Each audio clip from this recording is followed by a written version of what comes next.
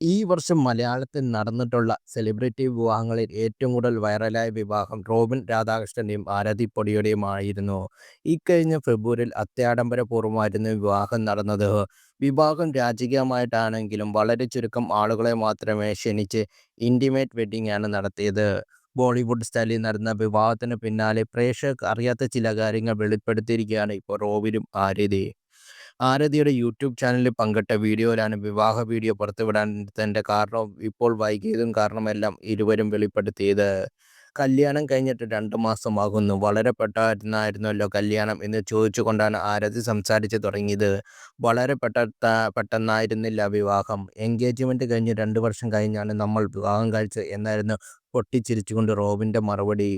കുറേ കാലം കല്യാണം കല്യാണം എന്ന് പറഞ്ഞുകൊണ്ട് അവസാനം കല്യാണം കഴിഞ്ഞപ്പോൾ പെട്ടെന്ന് കല്യാണം നടന്നതുപോലെ തോന്നി എനിക്ക്. കുറേ സമയമെടുത്തു. പലതവണ വിവാഹ തീയതി മാറ്റി. ഈ ഡേറ്റ് മാറുമെന്നാണ് കരുതിയത്. പക്ഷേ ആ ഡേറ്റിൽ തന്നെ വിവാഹം നടന്നു.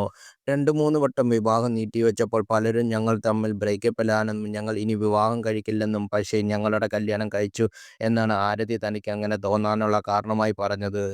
സോഷ്യൽ മീഡിയയിൽ നിന്ന് മാറി നിൽക്കാൻ കുറച്ച് കാലമെന്ന് കരുതിയിരുന്നു. അതുകൊണ്ട് തന്നെ പല ചാനലുകൾ സമീപിച്ചിട്ടും ഇന്റർവ്യൂ കൊടുക്കാതിരുന്നത്. പിന്നെ ഞങ്ങളുടെ സ്നേഹിക്കുന്ന നിങ്ങളെ ഓർത്താണ് ഇപ്പോൾ ഈ വീഡിയോ ചെയ്യുന്നതെന്നും ആരതി പറഞ്ഞു.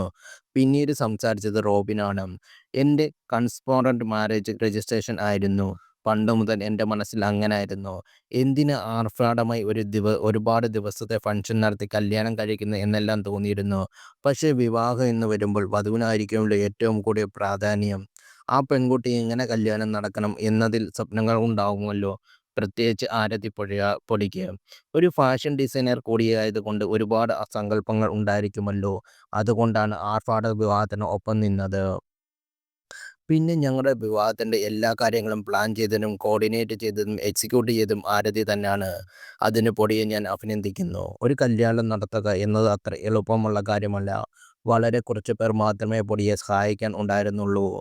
7 ഫെറ എന്ന കൺസെപ്റ്റ് പൊടി പറഞ്ഞപ്പോൾ ഇതൊക്കെ നടക്കുമോ എന്ന തോന്നലായിരുന്നു എനിക്ക് ആദ്യം വന്നത്. പക്ഷേ എല്ലാം നന്നായി നടന്നു എന്ന് റോബിൻ പറഞ്ഞു.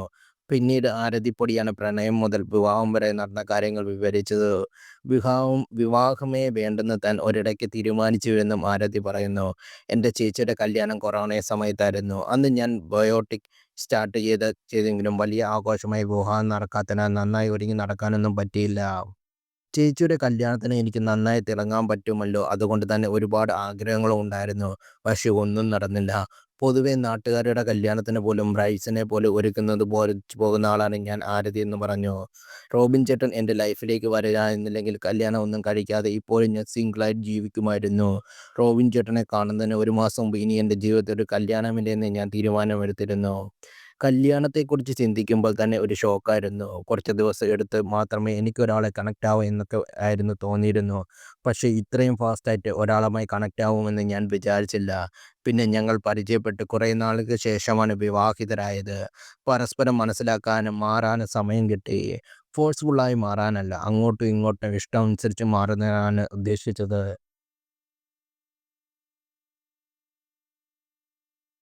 ഞങ്ങൾ റിലേഷൻഷിപ്പിലായ സമയത്ത് ഏറ്റവും കൂടുതൽ ആളുകൾ ചോദിച്ചത് എങ്ങനെയാണ് ഇത്രയും പെട്ടെന്ന് ലവായി കല്യാണം കഴിക്കാൻ പറ്റുന്നത് എന്നാണ്.